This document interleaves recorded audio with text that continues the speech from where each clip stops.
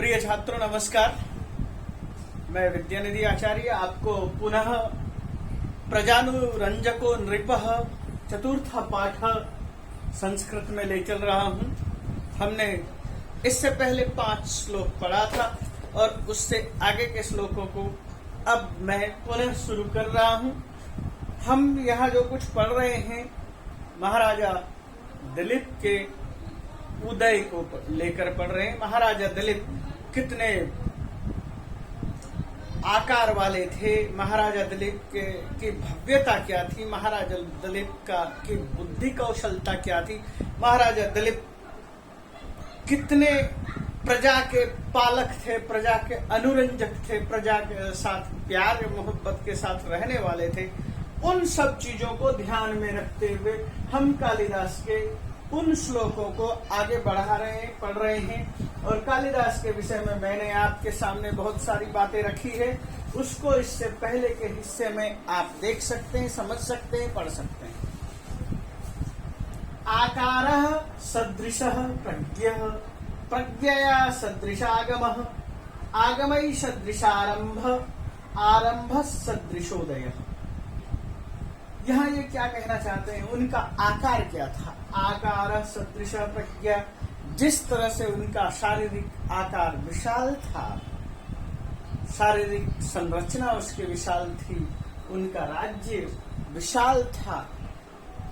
आकारेण सदृशः, आकार सदृशः, आकार की तरह से उसके आकार के समान ही। आकारः का एक अर्थ यह भी है, आकारं गृहं सदनं प्रासादं भवनम, हम इन अर्थ में भी ले सकते हैं। आकार के समान उनका जो आकार था, आकार सदृश प्रज्ञा, उसका आकार उसके आकार के सदृश, आकारेण सदृशः, आकार के समान क्या था? प्रज्ञा, उनकी बुद्धि थी। उनकी बुद्धि की विशालता उनके भवनों की विशालता से भी देखी जा सकती थी। उनकी बुद्धि की विशालता उनके राज के विस्तार को ध्यान में रखते हुए भी देखी जा सकती थी कि वे कितने बुद्धिमान थे। प्रज्ञा सदृश आगम, और प्रज्ञा के सदृश बुद्धि के समान उसका आगम था। यानी आगम से तात्पर्य होता है ज्ञान, और आगम से तात्पर्य वेद ज्ञान भी होता है। आगम से तात्पर्य उसके पास आने वाले, पहुंचने वाले, उनके पास शास्त्रों के जानकार, उनके पास अन्य सोर्स जिसके माध्यम से वे इन बातों को आगे बढ़ा रहे थे। तो कहने का तात्पर्य प्रज्ञा सदृश आगम, प्रज्ञा के सदृश जिसका आगम है, बुद्धि के समान, बुद्धि के अनुरूप जिनका आगम है, विस्तार है, ज्ञान है। जैसे उनका आकार है, आकार के समान उनकी प्रज्ञा है, और प्रज्ञा के समान उनका ज्ञान है। आगमई सदृशारंभ, और आगम के समान जिस तरह से वेद ज्ञान, आगमई सदृशा, आगम के समान ही उनका ज्ञान आरंभ है। आरंभ का मतलब प्रारंभ है। तात्पर्य क्या है? आरंभ है। प्रारंभ से तात्पर्य यहाँ पर क्या है कि जिस तरह से शास्त्रों का उनके पास ज्ञान है, जबरदस्त है, उसी ज्ञान के अनुरूप ही उनका आरंभ है। उनका ये शास्त्र ज्ञान और उनके राज्य की विशालता है। विशालता में यश का आरंभ है। आरंभ सदृशोदय, और आरंभेन सदृशः, आरंभ सदृश उदय, यस्य जिसका उदय है, आरंभ के समान ही जिसका उदय, उद्गम है। यानी कि वह जिस तरह से वेद भलाई के लिए आगे बढ़ता है, ठीक उसी तरह से वह भी लोगों के कल्याण के लिए, लोगों की भलाई के लिए, उनके फल को देने के लिए, फल की सिद्धि के लिए वह उनका उदय है। सदृश प्लस उदय, सदृशोदय, गुण संधि। तो यहाँ कहने का तात्पर्य क्या है? जिस प्रकार उनका आकार है, उसी तरह उनकी प्रज्ञा है। जिस तरह से उनकी प्रज्ञा है उसी तरह उनका ज्ञान है, ज्ञान की विशालता है। जिस तरह से आगम के समान यानी ज्ञान है, उसी तरह से उनका आरंभ है, और जिस तरह उनका आरंभ है उसी तरह उसका उदय है।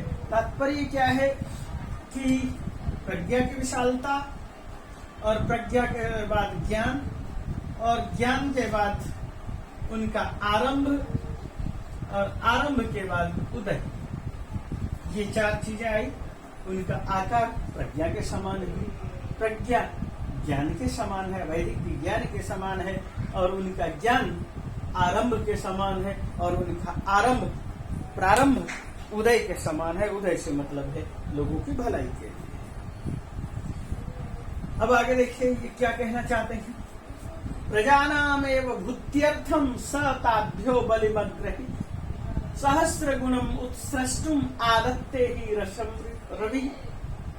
प्रजानाम एव भूत्यर्थम, प्रजानाम प्रजा के, षष्ठी विभक्ति बहुवचन है, एव मतलब ही, भूत्यर्थम भूति के लिए, कल्याण के लिए, प्रजा के पास जो धन है, भूति है, उसके लिए, प्रजा में धन समृद्धि है।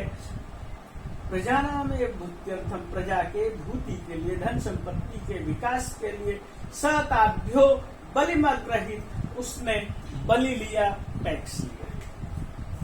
यानी कि वे टैक्स भी लेते हैं, कर लेते हैं, तो प्रजा के कल्याण के लिए लेते हैं। यदि उन्होंने लोगों से टैक्स लिया तो उसके लिए उन्होंने नहर, नदी, तालाब, सरोवर, इन सब चीजों का निर्माण किया, और उन चीजों से फिर प्रजा के पास ही धन का विकास हुआ, और वह प्रजा के लिए ही हुआ। प्रजानाम एव भूत्यर्थम, प्रजा के कल्याण के लिए।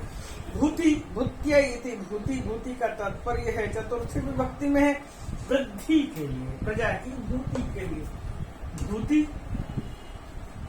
धन के अर्थ में भी, धन का पर्याय भी है, और भूति कल्याण का भी पर्यायवाची है। तात्पर्य क्या है, प्रजा के कल्याण अर्थम के लिए, प्रजा की भलाई के लिए। ताभ्यो उनसे, किनसे, प्रजा से, बलिम अग्रहित, यह चतुर्थी विभक्ति है। जब भी हम लेन देन करते हैं चतुर्थी विभक्ति का प्रयोग करते हैं, प्रजा के कल्याण के लिए बलि लेते हैं, टैक्स लेते थे। यानी राजा दिलीप ने प्रजा के कल्याण के लिए ही टैक्स लिया। सहस्र गुणम उत्सृष्टुम आदत्ते ही रसम रवि।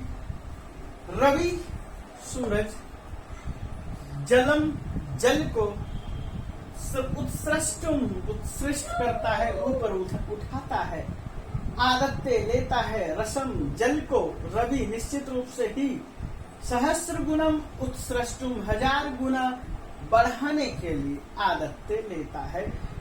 जैसे कि जब बहुत भयानक गर्मी होती है तो रवि जल का, समुद्र के जल का शोषण करता है, वाष्पीकृत करता है, और उसके बाद जहां वह जल लेता है उसके बाद धरती पर उस जल को वापस कर देता है वर्षा के रूप में।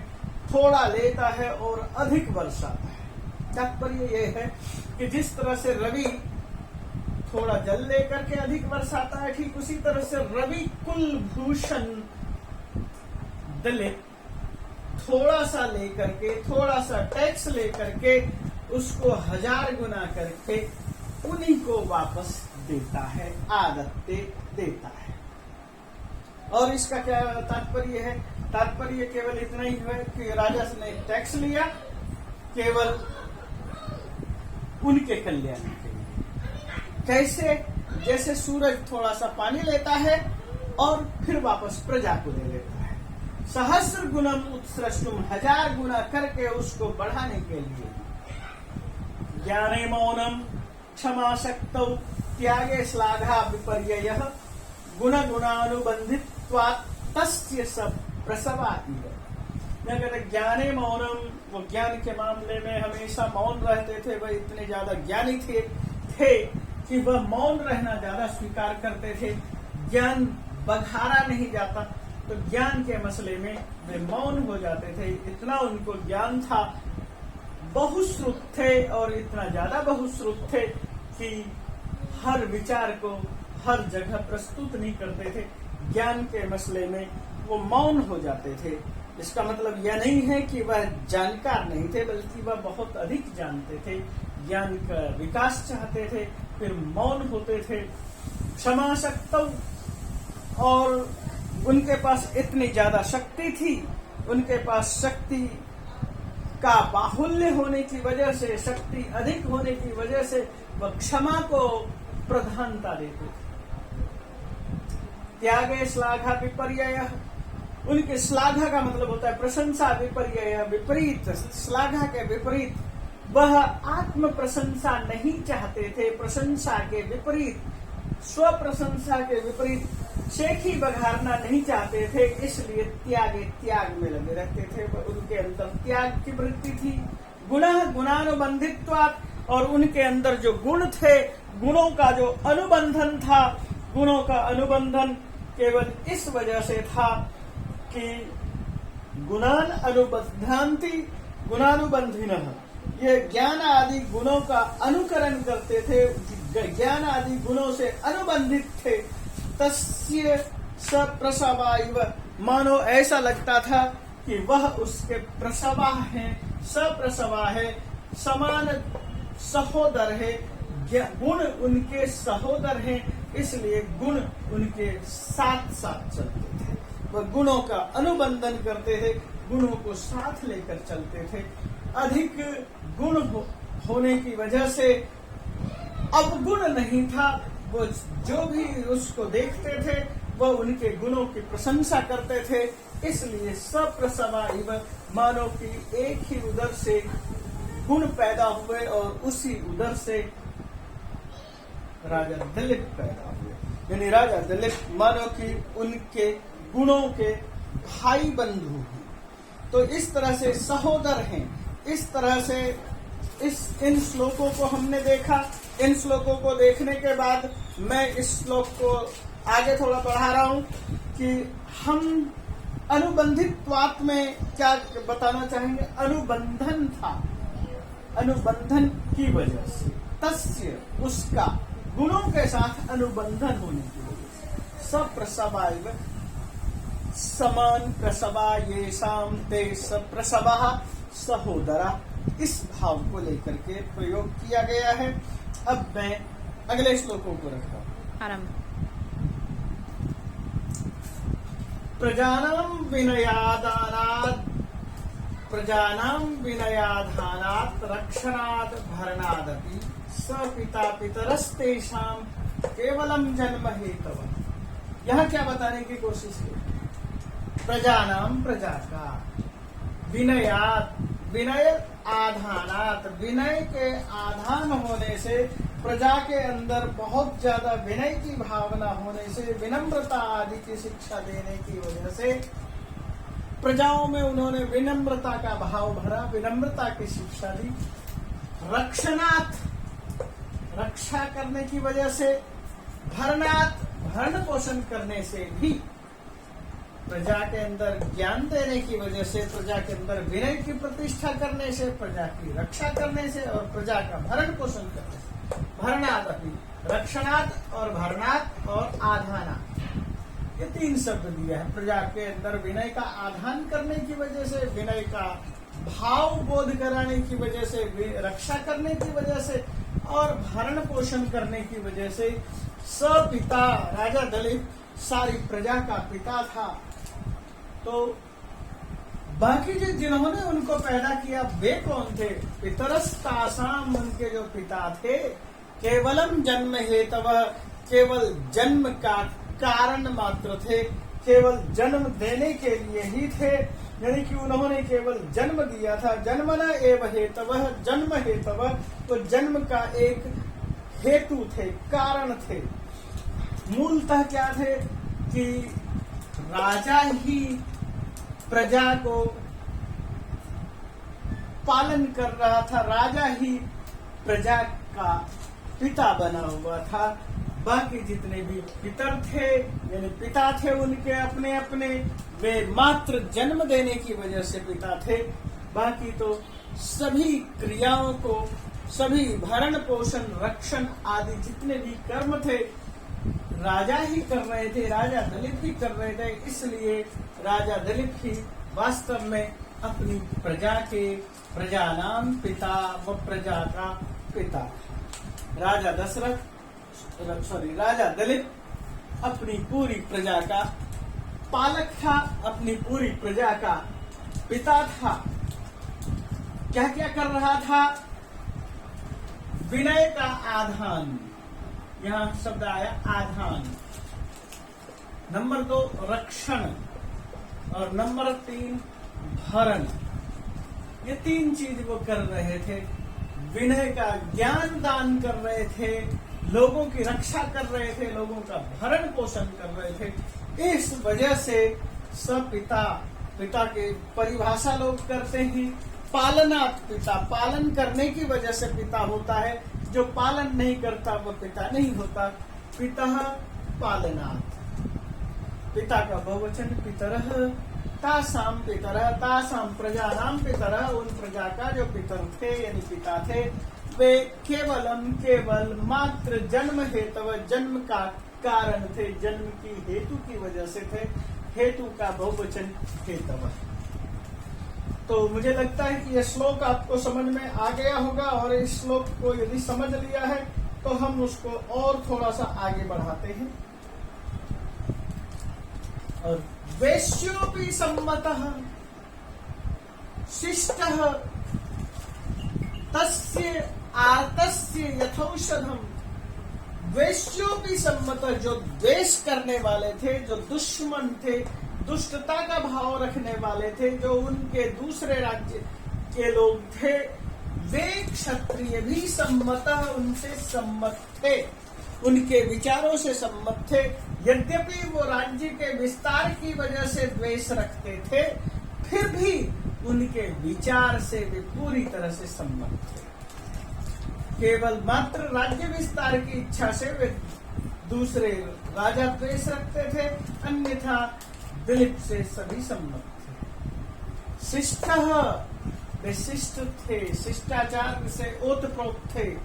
तस्य, उनका, आर्तस्य यथौषधम, जिस तरह से आर्त व्यक्ति के लिए औषध होता है, जिस तरह से रोगी के लिए औषध होता है, उसी तरह से सभी दुखी दरिद्र के लिए वशिष्ठ थे। बिल्कुल उनके साथ चलने वाले थे, उनका अनुकरण करने वाले थे, उनको लेकर चलने वाले थे, उनके घरों में अन्न आदि पहुंचाने वाले थे, उनका भरण पोषण करने वाले थे। त्याज्यो दुष्टः, दुष्टों के द्वारा वह दुष्ट है, उसकी वजह से लोग दुष्टता त्याज्य, त्याग देते थे। प्रियोप्यासी, और सभी उनके प्रिय हो गए थे। सबने अपनी दुष्टता त्याग करके, और सब उनके प्रिय आसीत, प्रिय थे। त्याज्य है दुष्ट, दुष्टता त्यागे हुए थे और प्रिय थे। उसका दुष्टता त्याग करके भी प्रिय कैसे थे? कहते हैं अंगुली उरग क्षता, जिस तरह से उरग के द्वारा, सांप के द्वारा क्षता काटी गई अंगुली रहती है, ठीक उसी तरह से दुष्ट प्रियो अपि, प्रिय होने के बाद भी जो दुष्ट भाव रखने वाले थे वे वैसे ही थे जैसे कि अंगुली से के कट जाने पर सांप से अंगुली काटी गई है उसके समान थे। यानी अंगुली तो फिर भी हमारे साथ ही रहती थी, ये साथ तब भी थे जबकि उनके अंदर दुष्टता का भाव होता था, तब भी ये दुष्ट शब्द प्रयोग किया गया है अन्य देशों के लिए। अन्य देश से तात्पर्य है जो उनके राज्य, उनके शासन के अधीन नहीं थे, वे लोग जो थे वे उरग के समान थे, फिर भी वे भी प्रिय ही थे। उन्होंने दुष्टता को त्यागने की कोशिश की। आगे कहते सवेला प्रबलायाम, स वह, बेला किनारा, प्रबलायाम प्रबल, प्रबल का मतलब क्या हुआ कि प्रबलः यस्य स, वेला एव प्रबलः यस्य स, यानी वेला ही, किनारा ही जिसका प्रबल है, नगर है, जिसका किनारा ही नगर है। ऐसे परीक्षित सागरम, सागर जिस तरह की जैसे कि एक परीक्षा होती है, सागरम सागर कृत किया गया है, परीक्षित कृता, जिसका परीक्षा, जैसे कि आपने आज के दौर में देखा होगा कि राजा लोग महल बनाते थे, महल के चारों तरफ खाइयां खोद देते थे, परीक्षा खोद देते थे। परीक्षा का मतलब परितः खननात् परीक्षा, और परीक्षा कर दिया है जैसे सागर को, यानी कि उसके शासन के, उसके राज्य व्यवस्था के बाहर जो कुछ भी था वो समुद्र था, और मानो कि वही उसकी राज्य व्यवस्था की परीक्षा हो। जैसे आपने लाल किला आदि देखा है या अन्य किला देखा है, उसके चारों तरफ कुछ गड्ढे बना दिए जाते थे जिससे कि बाहरी लोग उन पर अचानक हमला न कर सके। वहां पानी भरा रहता था जिससे कि राजमहल में सीधे तौर पर अचानक प्रवेश संभव न हो सके। इसलिए परीक्षित कृत सागरम, मानो कि उसने अपने समुद्र की चार दीवारी बनाई थी, अपने राज्य का इतना विस्तार किया, और विस्तार करने के बाद वह समुद्र तक पहुंचा दिया, यानी कि उसका नगर, यानी मानो कि अयोध्या या अयोध्या के साथ जो शासन व्यवस्था थी भारत में, उसके बाद जो है समुद्र शुरू हो जाता था। तो उसके शासन की व्यवस्था को संभालने के लिए उसका जो नगर था, नगर की परीक्षा समुद्र थी। अनन्य शासनाम उर्विम, अनन्य, न अन्य, अनन्य, अन्य के द्वारा नहीं, शासनाम उर्विम, इस धरती को शासन किया गया, यानी कि इस धरती को किसी और ने शासन नहीं किया, इस धरती का वही एकमात्र शासक था।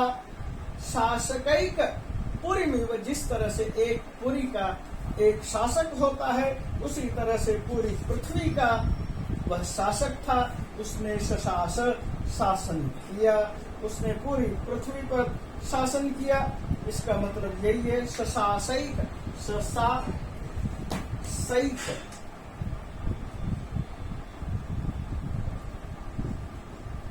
ये है शासन किया।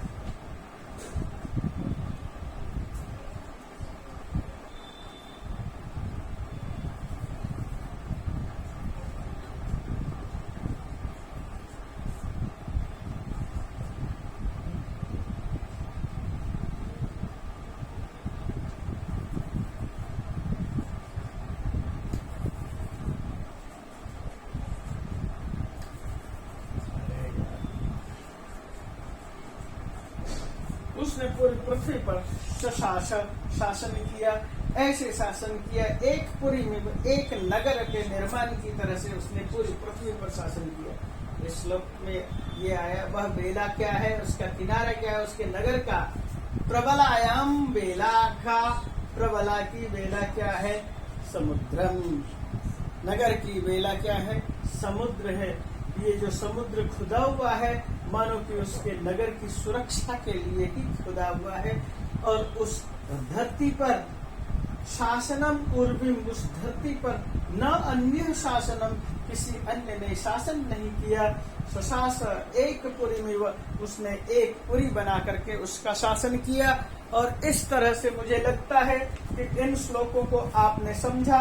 इन श्लोकों को समझने के बाद मैं थोड़े से क्वेश्चन आंसर आपके सामने रखता हूं। अब उन क्वेश्चन आंसर को आप यहाँ पर थोड़ा ध्यान से देखिए। कितने कालिदास ने कहा, कालिदासः अन्वयम वक्ष्ये। कालिदास ने कहा अन्वयम, अन्वय बोल रहा हूं मैं। कालिदासेन अन्वय विरचितः, कालिदास ने विवक्षित अन्वय कहा। केषाम अन्वय, कालिदास ने किसका अन्वय किया, मनुनाम अन्वय, मनुनाम।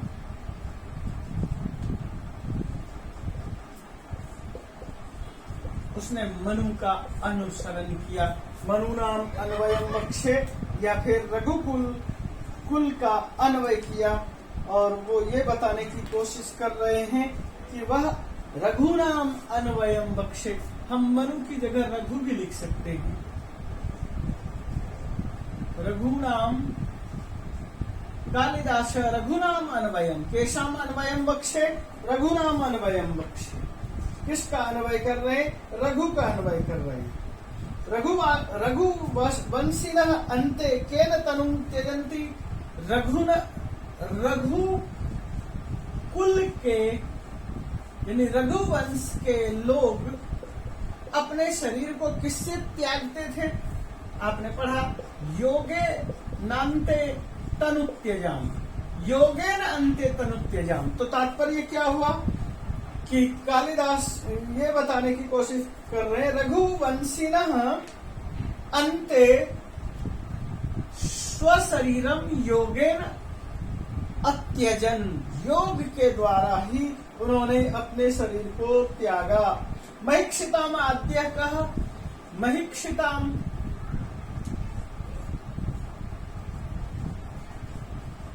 धरती पर आद्य कौन है? महिक्षिताम आद्य मनु। महिक्षित धरती पर सबसे पहला राजा कौन है? तो मनु। कासाम पितरः केवलम जन्म हेतवः, कासाम प्रजानाम अयोध्यावासिनां कुलवासिनां यत्र दलीपः शासनम अकरोत् तत्र तेषां प्रजाः प्रजानां पिता प्रजानां पितरः केवलम जन्म हेतवः।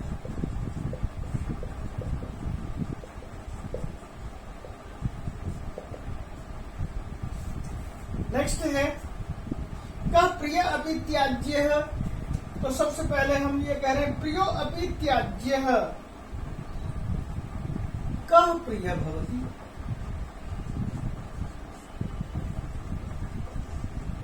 तो प्रिय कौन होता है? आपके पास ये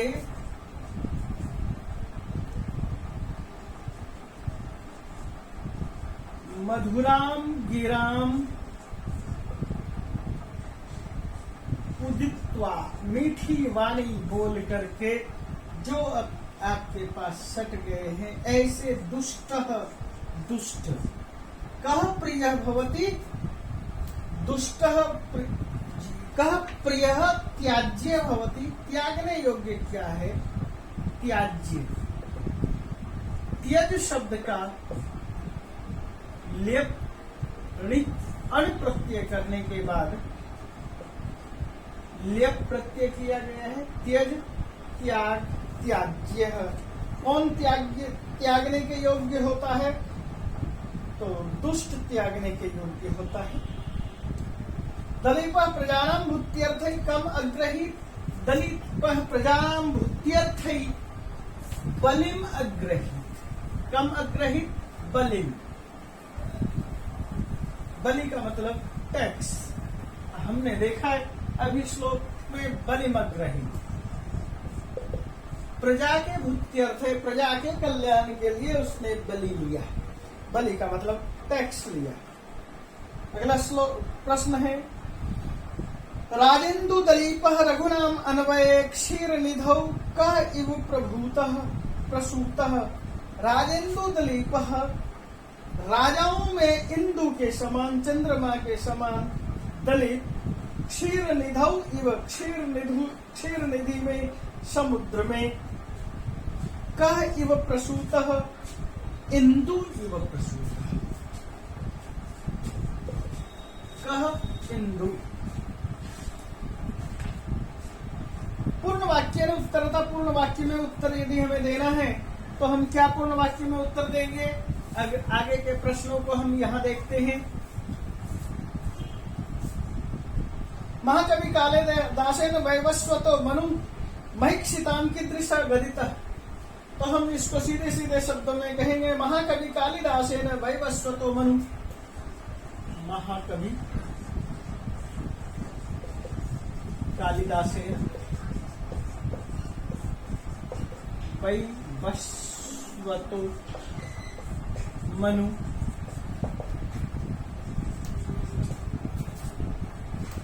मैक्षिताम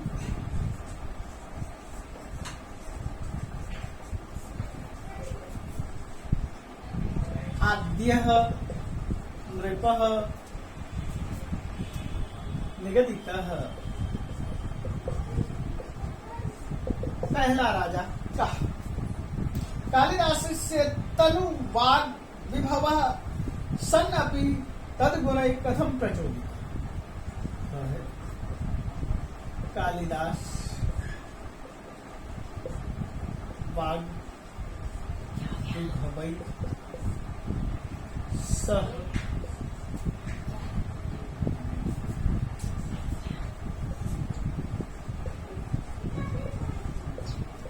तद्गुणैः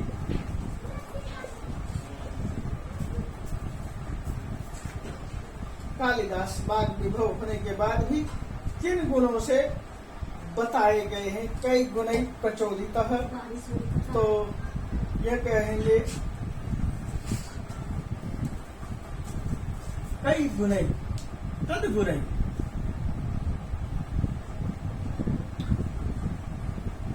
चापल गुणैः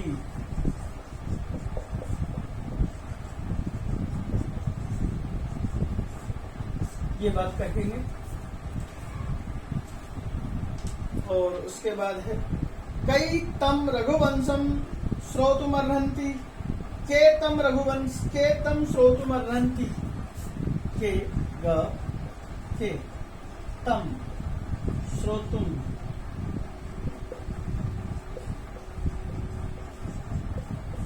अर्हन्ति, कौन उनको सुनना चाहते हैं, तो अन्वय किसके विषय में बता रहे हैं,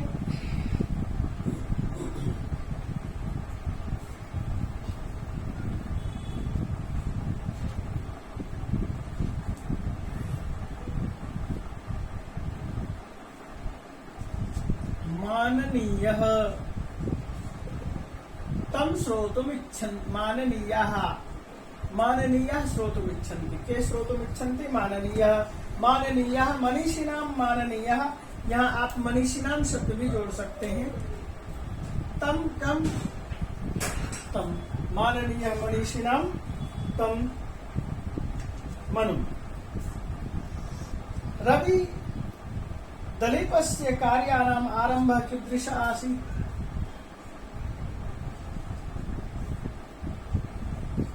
दलीपस्य कार्याणाम आरंभः, दलीप राजा दलीप के कार्य का आरंभ कैसा था।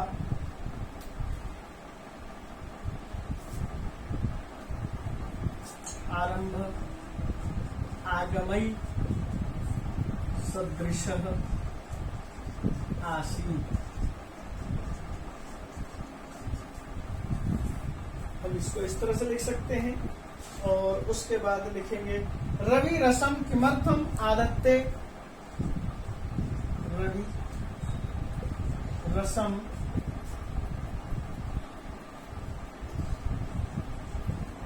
सहस्र गुणं कृत्वा लोक कल्याणाय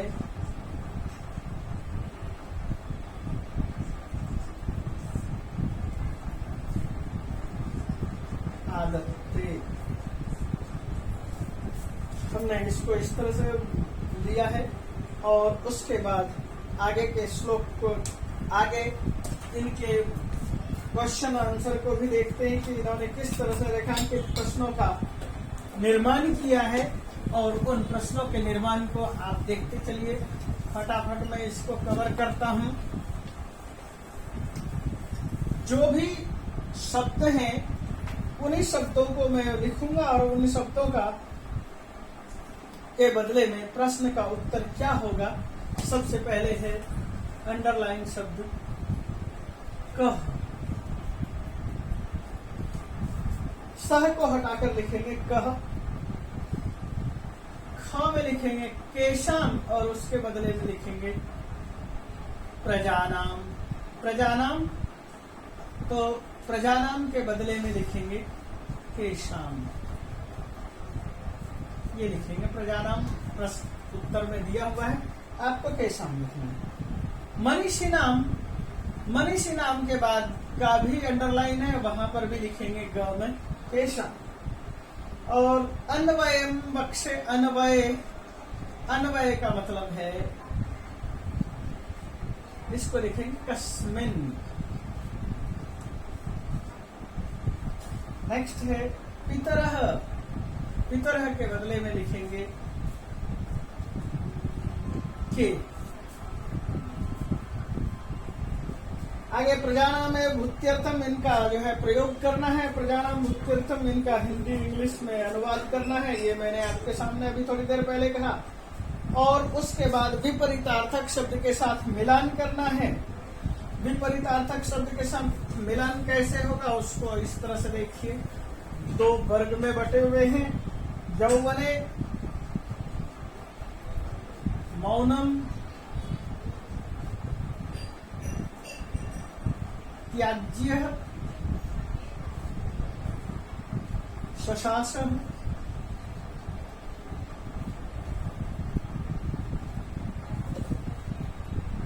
क्षता। आगे है दूसरी ग्रुप में था, तो यौवने, यौवन शब्द का प्रयोग जो करना है किसके साथ लिखना है, यह शब्द दिया है, चपलता शब्द लिया है पहले।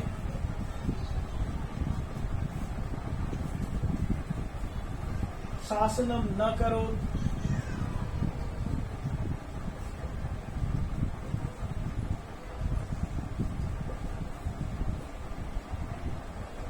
अक्षतः,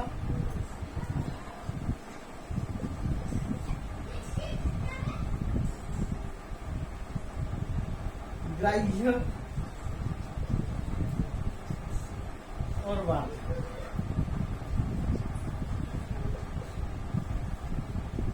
आपको करना क्या है, विलोम आपको देखना है। विलोम का मतलब क्या है, उल्टा से। यौवन जवानी में, जवानी का उल्टा क्या होगा, बुढ़ापा। क्षता का उल्टा क्या होगा, अक्षता। सशासन, शासन किया, सशासन का उल्टा क्या होगा, जिसने शासन नहीं किया। त्याज्य है, त्यागा, त्याज्य का उल्टा क्या होगा, ग्राह्य। और मौनम का उल्टा होगा चपल। इस तरह से हम इसको देख सकते हैं। प्रकृति प्रत्यय में ये देखिए, आगत्य,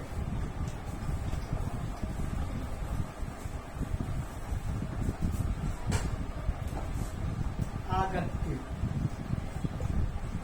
आ प्लस गम प्लस ये। उत्सृष्टुम,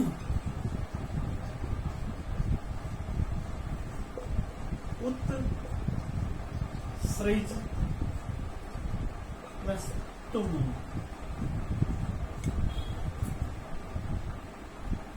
सम्मतः,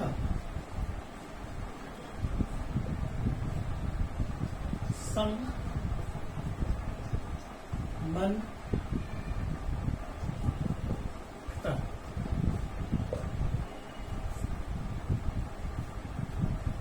शिष्ट,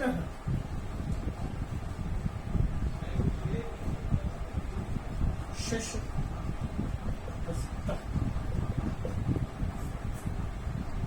सासु अनुशिष्ट, सास धातु में भी प्रयोग कर सकते हैं और शिश का भी प्रयोग कर सकते हैं। इस तरह से रूप होगा संधि। जो संधि शब्द है उसका विच्छेद करना है, संधि विच्छेद।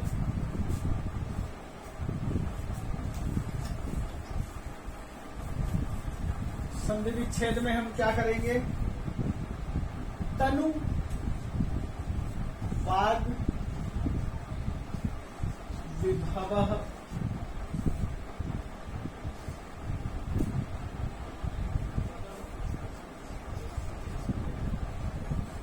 क्या करेंगे, तनु, वाक प्लस विभव प्लस अपनी। यहाँ विसर्ग को ओ हुआ है, का को ग में बदला है, ये भाव है। यहाँ का को ग में बदला, विसर्ग को ओ में बदला, और ओ के बाद अ होने की वजह से उस अ को हटा दिया गया है। योगे नान्ते, ये सरल है। योगे प्लस अंते। नेक्स्ट है ताभ्य,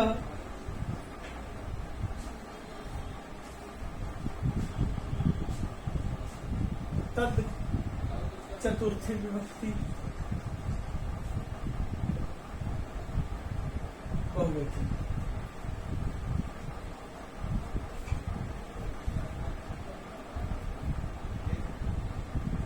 और उसके बाद यह शब्द है ताभ्य प्लस बलिन। यहाँ पे विसर्ग को ओ हो गया, जैसे कि यहाँ पर हुआ, ताभ्यो हो गया।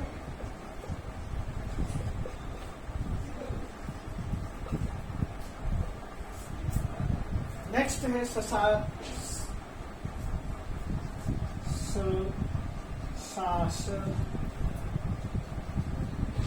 ससासैक पूरी विभक्ति।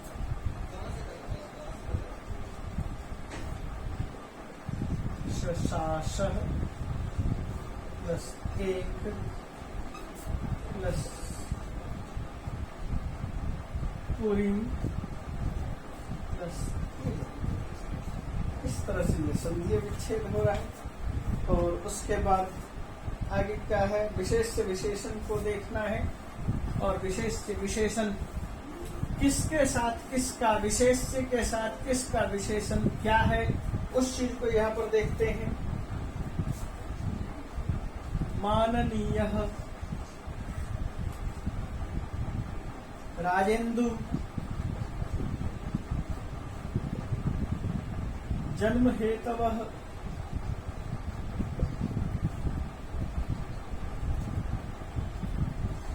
उरगक्षता,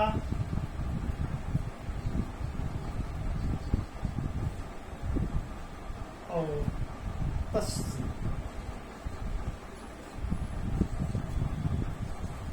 ख ग्रुप में क्या दिया है, अंगुली।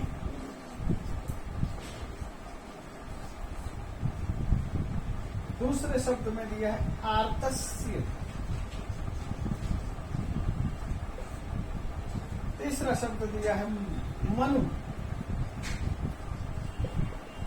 चौथा शब्द दिया है दलीप, और पांचवा शब्द दिया है पितर। आपको मिलान करना है, ये विशेषण है, ये विशेष्य है। माननीय मनीषिणाम मनु श्रेष्ठ, राजेंदु जन्म हेतवः पितर के साथ मिलाइए, उर्गक्षतः अंगुली के साथ मिलाइए, तस्य आर्तस्य के साथ मिलाइए, और शब्द आया राजेंदु दलित के साथ मिलाइए। इस तरह से जब हम मिलाते हैं तो हमारा ये पाठ पूरी तरह से कंप्लीट हो जाता है। और इस पाठ को हम कंप्लीट करते हुए